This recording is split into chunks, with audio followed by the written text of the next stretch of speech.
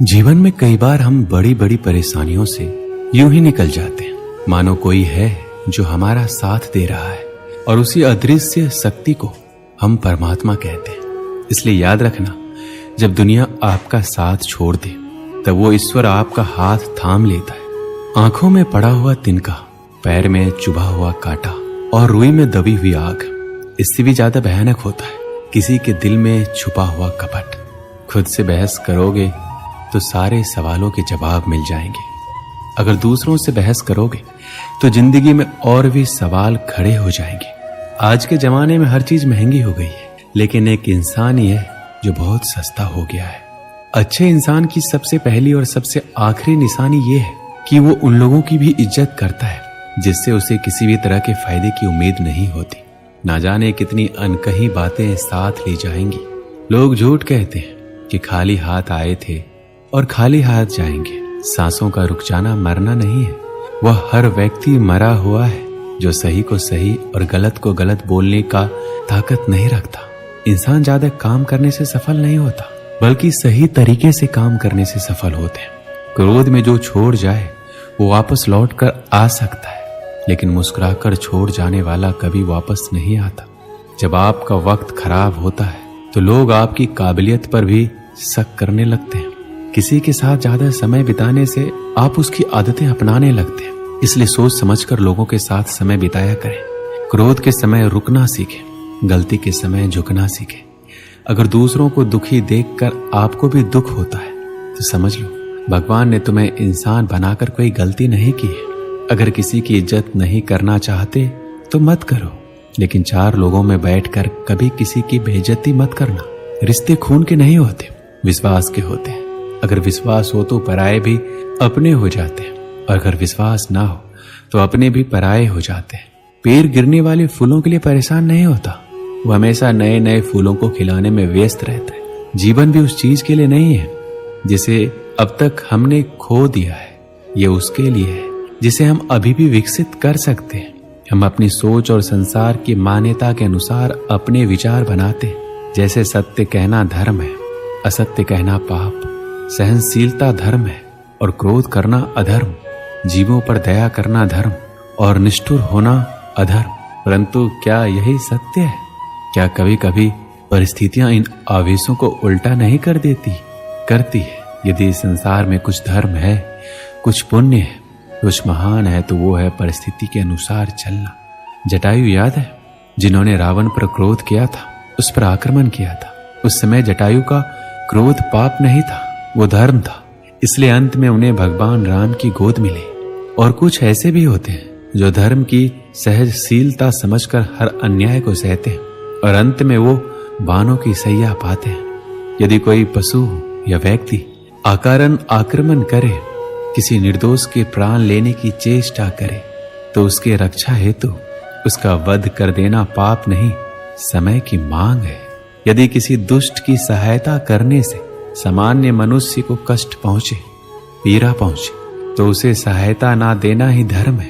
परंतु यदि क्रोध से कुछ शुभ हो तो क्रोध और दंड भी धर्म ही है। क्या आपको पता है कि संसार का सबसे बड़ा पाप क्या है? संसार का सबसे बड़ा पाप है किसी निर्बल को सताना, और संसार का सबसे दंड भी उस निर्बल के मुख से निकली हाय है।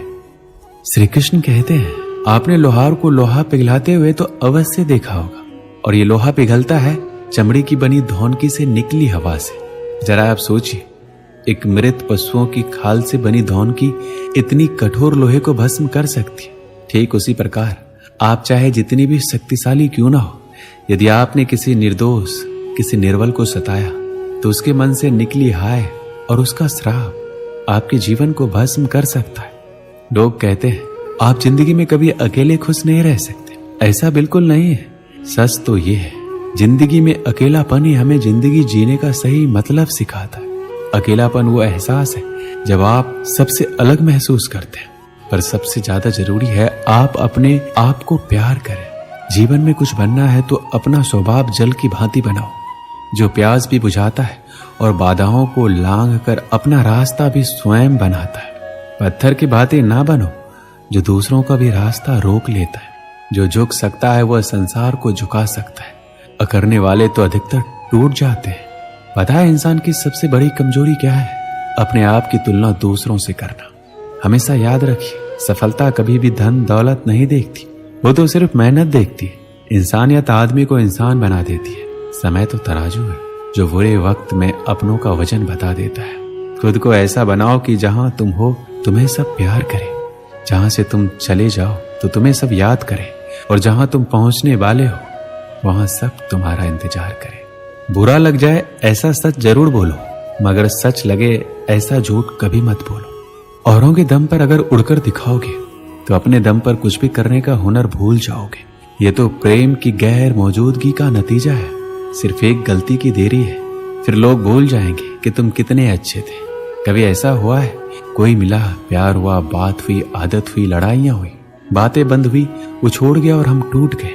लगन हर मुश्किल को आसान बना देती है। उम्मीद एक उपहार है। जब लोग आपसे कुछ उम्मीद करते हैं, इसका मतलब ये है कि आपने उन्हें आप पर विश्वास करने के कारण दिए। जो कुछ भी तुम्हारे भाग्य में लिखा है वह अवश्य ही उचित समय पर मिलेगा। तुम क्यों परेशान होते हो? जो भाग्य में नहीं है वो कभी नहीं मिलेगा। तुम व्यर्थ ही प्रयास कर रहे हो। जो मिला है उसे उचित तरीके से बिना फल की कामना किए करो, जन्म सफल होगा। जो भक्ति भाव से कर्म करता है, जन्म विशुद्ध आत्मा है। और जो अपने मन तथा इंद्रियों को वश में रखता है वो सभी को प्रिय होता है और सभी लोग उसे प्रिय होते हैं। परमात्मा के सिवाय कोई भी हमें सच्चा प्रेम नहीं कर सकता।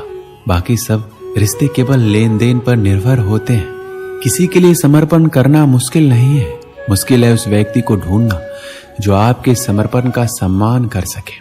श्री कृष्ण कहते हैं, द्वंद्व दो मनुष्य के मध्य होता है, परंतु विजय सदैव एक ही मनुष्य को मिलती है। जबकि समान रूप से दोनों शक्तिशाली होते हैं और दोनों व्यक्ति समान ज्ञान प्राप्त कर सकते हैं, लेकिन सफलता एक ही को मिलती है। इसका कारण क्या है? मान लो दो प्रकार के लोहे होते हैं, एक ठंडा एक गर्म। कभी सोचा है, लोहकार लोहे को लोहे से ही काटता है, परंतु सदैव ठंडा लोहा ही गर्म लोहे को काट पाता है। और यही नीति मनुष्यों पर भी लागू होती है। जब युद्ध होता है तो जिसके मन में ईर्ष्या होती है, जलन होती है, आक्रोश होता है, वह गर्म लोहे के समान है। और जिनका मन शांत होता है, जिनका मन संयम से बंधा होता है, वह ठंड लोहे के समान है। और वही ईर्ष्या और द्वेष गर्म लोहे को काट सकता है। इसलिए यदि जीवन के संग्राम में विजय प्राप्त करनी है तो अपने मन को शांत रखिए। एक समय की बात है, एक छोटे से गांव में एक युवक रहता था जो तीर अंदाजी में निपुण बनने का सपना देखता था। हर दिन वह बगीचे में अपने छोटे से निशाने पर अभ्यास करता और तीर चलाता। कभी उसका तीर निशाने से चूक जाता तो कभी निशाने के पास भी नहीं पहुंचता। गांव के लोग अक्सर उसका मजाक उड़ाते और कहते वह कभी अच्छा तीरंदाज नहीं बन पाएगा। लेकिन वो युवक अपनी कोशिशों में कमी नहीं आने देता था। उसने ठान लिया वह हर दिन पहले से बेहतर बनेगा।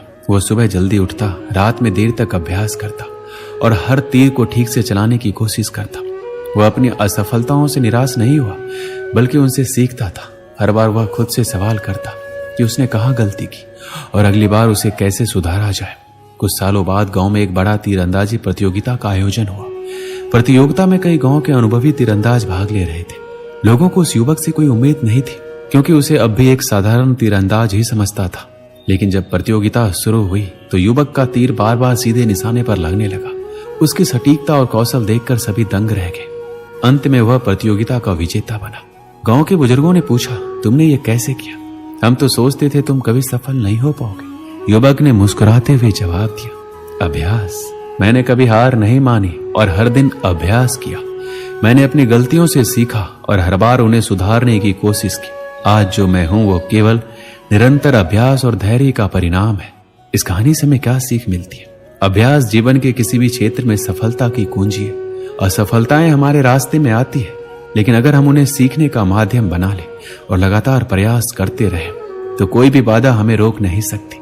चाहे हमारे सामने कितना भी कठिन लक्ष्य क्यों न हो, निरंतर अभ्यास और दृढ़ निश्चय के साथ हम उसे अवश्य हासिल कर सकते हैं।